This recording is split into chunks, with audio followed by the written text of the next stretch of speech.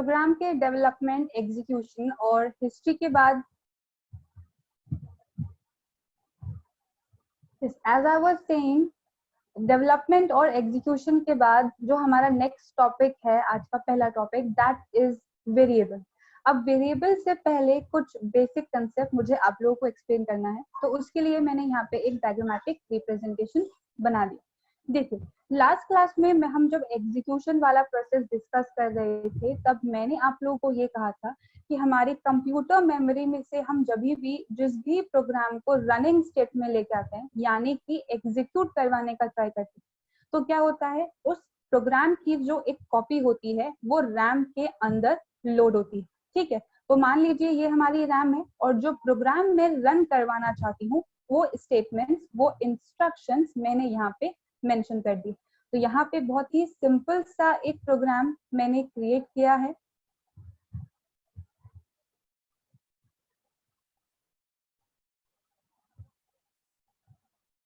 अब यहाँ पे जो मैंने, जैसे कि हम लोग के, मैं आपको बता रही थी कि प्रोग्राम मैंने एक क्रिएट किया है जिसके अंदर मैंने 5 स्टेटमेंट्स लिखे हैं।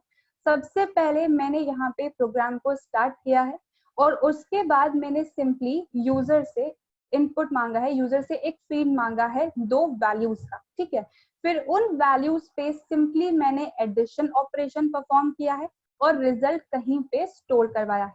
फिर उस रिजल्ट को मैंने डिस्प्ले करवाया है हमारी मॉनिटर की स्क्रीन पे और मैंने प्रोग्राम को एंड कर दिया।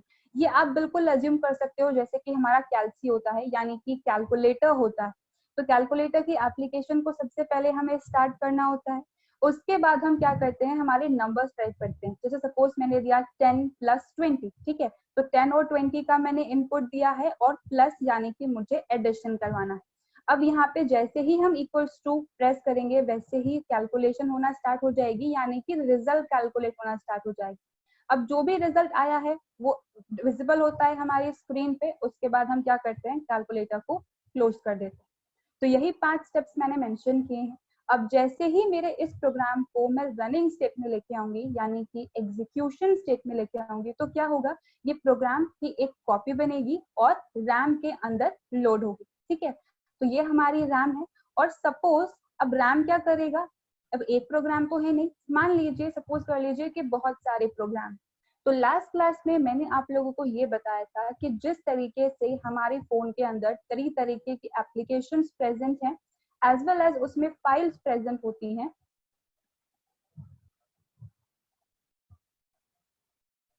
राइट गाइस, जैसे कि मैं आप लोगों को बता रही थी कि जो प्रोग्राम मैंने यहाँ पे क्रिएट किया है, जैसे ही हम इसे रनिंग स्टेट में लेके जाएंगे, मतलब डबल क्लिक करके इसे एग्जीक्यूट करने का ट्राई करेंगे, वैसे ही इसकी एक कॉपी बनेगी और वो रैम के अंदर लोड हो जाएगी। अब यहाँ पे जितने भी हमारे प्रोग्राम्स करंटली कंप्यूटर के अंदर चल रहे हैं, बिल्कुल जैसा हमारे फोन के अंदर कई तरीके की एप्लीकेशंस होती है, फाइल प्रेजेंट होती है, तो वो कोई ना कोई स्पेस ऑक्यूपाई करती है, कुछ ना कुछ मेमोरी कंज्यूम करती है। तो एग्जैक्टली में जो हमारा प्रोग्राम अभी रनिंग स्टेट में है, वो भी रैम के अंदर कुछ ना कुछ मेमोरी ऑक्यूपाई करेगा। अगर एक प्रोग्राम है या मल्टीपल प्रोग्राम्स भी हैं, तो वो सारे प्रोग्राम्स कुछ ना कुछ मेमोरी ऑक्यूपाई करेंगे ही करेंगे। अब सपोज यहाँ पे ये रैम में इस प्रोग्राम ने जो मेमोरी ऑक्यूपाई की है वो ये वाली मेमोरी है। ठीक है, अब प्रोग्राम को जो मेमोरी मिलने के रीजन होते हैं वो 2 रीजन होते हैं। पहला रीजन तो होता है इंस्ट्रक्शन और दूसरा रीजन होता है डेटा। अब यहाँ पे इंस्ट्रक्शन का मतलब क्या है, इंस्ट्रक्शन का सिंपली मतलब है कमांड, निर्देश, जो मैंने कंप्यूटर को दिया है कि मुझे ये काम करवाना है। जैसे कि इस प्रोग्राम में मैंने लिखा है मुझे एडिशन करवाना है, तो अब यहाँ पे जितने भी इंस्ट्रक्शंस है वो कहाँ सेव होते हैं, इस इंस्ट्रक्शन के अंदर, यहाँ पे आके वो सेव हो जाते हैं। सिमिलरली अब यहाँ पे मैंने एक कमांड दे दी कि एडिशन करो, लेकिन एडिशन करना किसका है, सब्ट्रैक्शन करना है। तो सब्ट्रैक्शन किसका करना है, हमें कोई वैल्यू तो पास करनी ही पड़ेगी, यानी कि हमें कोई डेटा पास करना पड़ेगा। सपोज मैंने यहाँ पे 10 और 20 पास किया, अब इनको यूज करके हमारा जो रिजल्ट है वो कैलकुलेट होगा। जब तक हम कोई डेटा पास नहीं कर देते तब तक किसी भी तरीके का इंस्ट्रक्शन काम नहीं करेगा।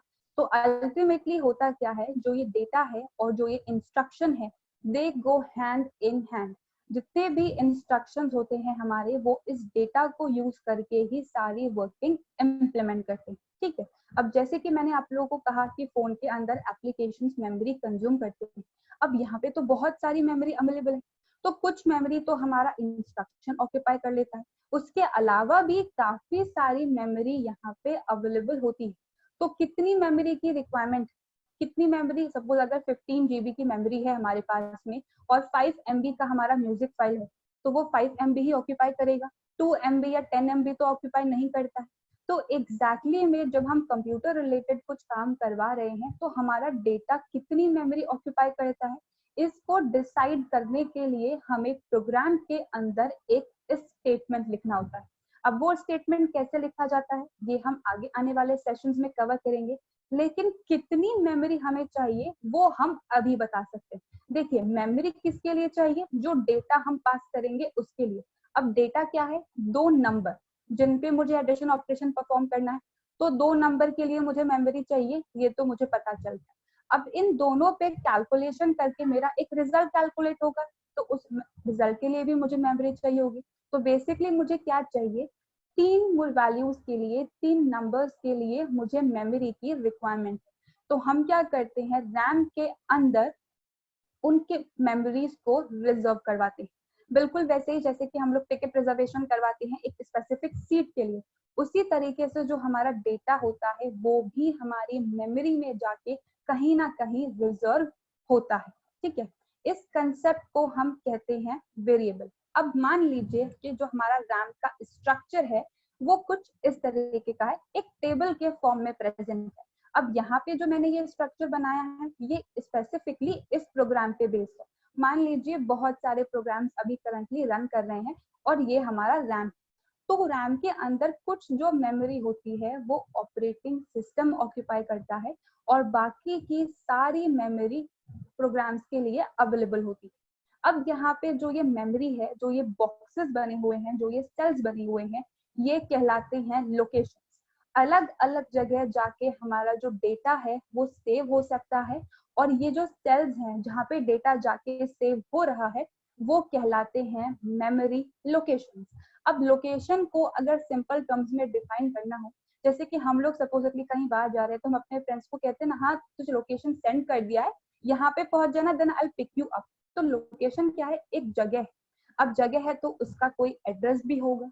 तो एग्जैक्टली में जो ये मेमोरी लोकेशंस होते हैं इनके अलग अलग एड्रेस होते हैं। हर एक मेमोरी लोकेशन का अपना एक अलग एड्रेस होता है, बिल्कुल यूनिक। जिस तरीके से हमारे घर के एड्रेस होते हैं, कोई भी दो घर का एड्रेस कभी भी सेम नहीं होता है, दे आर ऑलवेज डिफरेंट।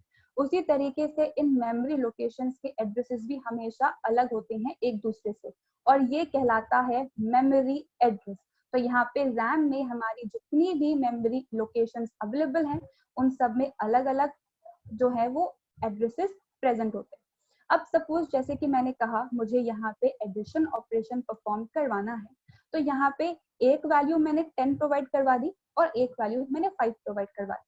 अब यहाँ पे जो 10 है वो किसी ना किसी लोकेशन पे प्रेजेंट होगा और जो 5 है वो भी किसी ना किसी लोकेशन पे प्रेजेंट होगा।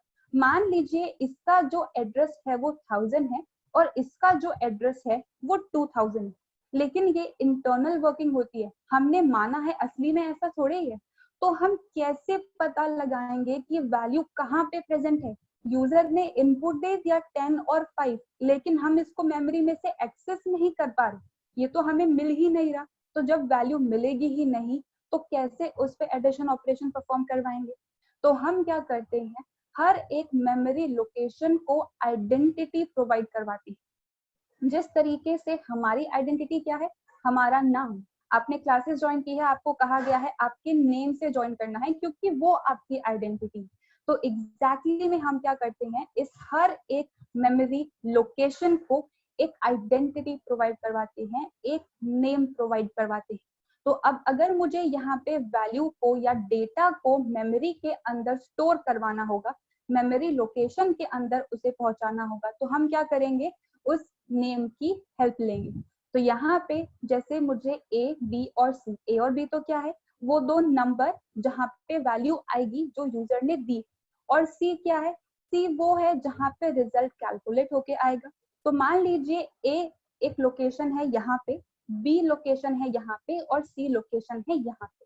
अब अगर मुझे यहाँ पे वैल्यू को असाइन करना हो तो मान लीजिए यूजर ने यहाँ पे 10 इनपुट किया है, यहाँ पे बी के अंदर यूजर ने 20 इनपुट किया है। अब अगर मुझे इन वैल्यूज को एक्सेस करना हो तो मेमोरी एड्रेसेस तो मुझे अभी भी नहीं पता, लेकिन मुझे इनका नाम पता है। तो मैं सिंपली लिख सकती हूँ a प्लस बी।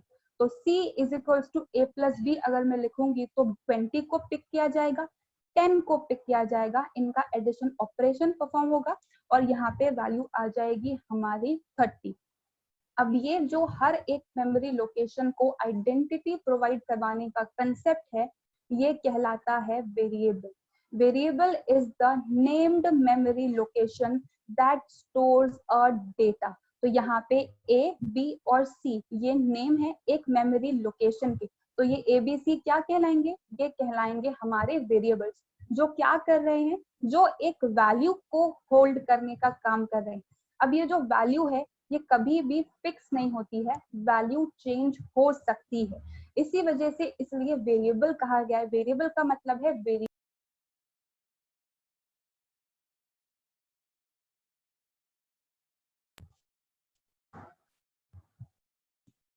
फ्यूचर में कभी भी अगर हम किसी भी तरीके की कैलकुलेशन करवाते हैं और वैल्यू के अंदर कुछ चेंजेस हो जाते हैं तो वेरिएबल क्योंकि इसका नेचर है चेंज होना, तो ये अलाउ करेगा कि यहाँ पे 20 की जगह हम क्या कर दे, 25 कर दे, 10 की जगह हम क्या कर दे, 15 कर दे।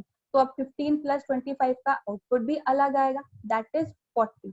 तो वेरिएबल एक्चुअली में है क्या, एक नेम्ड मेमोरी लोकेशन है जिसको यूज करके हम अलग अलग तरीके की वैल्यू को स्टोर करवा सकते हैं, ताकि फ्यूचर में जब हमें इन वैल्यूज को यूज करके कुछ कैलकुलेशन करवाना हो तो बस इनके नेम की हेल्प से ही हम इन्हें इजीली आइडेंटिफाई कर सकते हैं।